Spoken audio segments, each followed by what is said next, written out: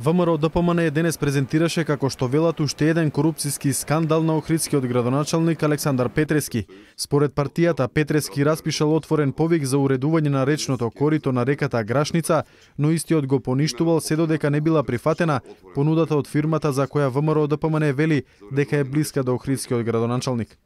На овој отворен повик се јавиле два понудувачи. Прворангираниот понудувач дал понуда во износ од 6.876.000 денари, која била 4 пати пониска од понудената цена на второрангираниот понудувач, чиј што износ е 27.323.000 денари. Општината Охрид, под образложение дека понудената цена не содействува со реалната, го поништила овој отворен повик. Потоа бил распишан втор отворен повик, број 20/2010, каде што единствено се јавил второрангираниот понудувач од првиот повик, со кого потоа општината има склучено договор во износ од 26.530.000 денари за извршување на истата работа.